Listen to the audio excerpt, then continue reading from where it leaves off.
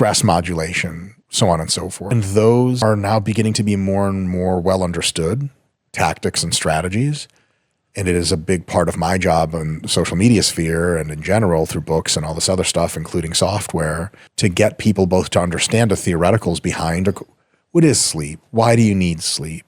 What's good about getting enough sleep? How do you not getting enough sleep? So on and so forth. And also empowering them with strategies and recommendations to actually do the thing and having various autoregulatory mechanisms in there for them to guess and check to see, am I doing the thing? Am I lifting properly? Am I getting results? Am I eating properly? How's that going? So on and so forth. So that is stuff that's already come a known road. It is not a road we have walked completely yet, but like we know roughly where we're going, and there are some questions that have really good answers, questions that have marginally good answers, questions that we don't know the answers to, but getting the answers is very tractable, and the research is currently very fruitful in that regard. I think a lot of people stop their own mental model at that point, not to be derisive to other people writ large. Practical human being in 2024 will ask the question of how do I sleep, how do I eat, how do I fitness train in order to get my best combination of, let's say, longevity, quality of life, and physique, vanity, et cetera. You know, RP is really a vanity channel at the end of the day. Yeah. And that's totally cool. But something really big changed recently. And it's the first drop in a rainstorm that's going to be an insane downpour. Texas-sized hail, all that shit. I'm kidding. Hopefully just pleasant raindrops, fat raindrops of progress. And that first raindrop to me was the exploitation at large of a new class of anti-obesity drugs, the Ozempics, the tirzepatides, and so on and so forth. Because it used to be that in your pursuit of fitness and health, you could take some supplements, and they had these very small upsides. They were very contextual. You had to be, you know, if you're not deficient in vitamin D, any more vitamin D doesn't help you, arguably it can become toxic, so on and so forth. And then you could do the basics of actually eating well and doing fitness and all that stuff. But the conversation about pharmaceutical intervention and enhancement was like, you think metformin might do some things, but it's a very small effect and most people don't need it, blah, blah, blah. And then there's like anabolic steroids and growth hormone, which are like, oh, they work, but the side effect profile is bigger than, that's a laundry list. It's worse than the main effect. And so with the new class of anorectic drugs, which is what they're called, drugs that reduce appetite and food intake, you had this situation occur where to millions of people for whom dietary control was not realistic, given their genetic food drive and food environment and history of eating and their current adiposity, it now became insanely empowered to be able to control their diet however they saw fit.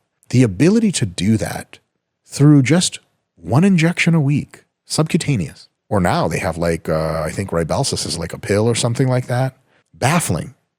Because now, to a large extent, for a huge fraction of the population that struggles with weight, your body weight becomes a turn dial. You could just turn the medication dose up and down. As long as the side effects are manageable, and they are very manageable relative to older drugs like anabolic steroids, for example, or like phentermine and stuff, or drugs that would work for 3 months and then you were used to them, they didn't do anything, just side effects. Now that we have that, all of this proselytizing that I've been doing, and no doubt you've been doing about the coming biotech revolution, has its first real killer on the block. And it's such a weird thing because you're like, it used to be before the 2022 Ozempic revolution, I would just, myself and my friend Jared, pro bodybuilder, we would just blather to whoever was listening about the coming renaissance of biotech. And you get some point, you're just like, look, I get it, man. You like YouTube videos with Ray Kurzweil in them. Sweet, shut up. But after Ozempic and all of those drugs, it's kind of like, oh, is this a one-off? Or are more drugs like this coming? And for me, one of my huge passions and one of my bridges that I mentioned earlier was, okay, what other drugs could be potentially in the pipeline through AI drug discovery and very receptor selectorized drug design, which is now a reality? What drugs are there that could be real game changers? And I can think of at least two offhand. One is what would be called a non-androgenic anabolic. Muscle mass is a critical part of your healthiness of your organs. It's a huge contributor, lowers blood glucose. It works as a calorie sink. It allows you a crazy amount of mobility.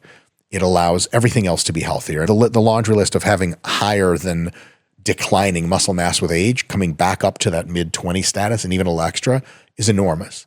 And you can resistance train it. It has a very large effect, but it takes time. In addition to that, some people, through a combination of age or just having not so great genetics, put it quite frankly, they don't get a lot of traction on the problem. They'll gain 3 pounds of muscle.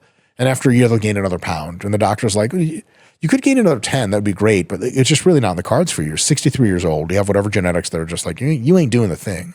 And so a non-androgenic anabolic would be a muscle growth substance that you take that would help you grow muscle and have almost no side effects at all otherwise. You think this is fantasy land nonsense, but there are many pathways, at least one very good candidate, the myostatin pathway in humans, that would be not on paper difficult to exploit. I think, okay, if we had that, how would that change the game? Well, imagine now you are a person who's out of shape. You're in your 50s and you're like, I need to do something. You go to the doctor and you're like, I need to change my health. It used to be like, well, you got to diet and exercise. And it was a very uphill battle for many people.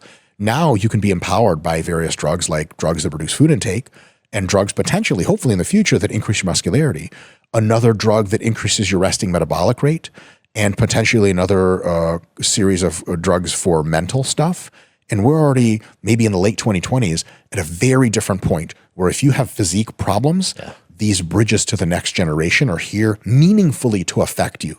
Very different than theory. I want to be there as it happens to bring people in and go, you should try these, but talk to your doctor because they're real and they're coming. Yeah, I agree. I think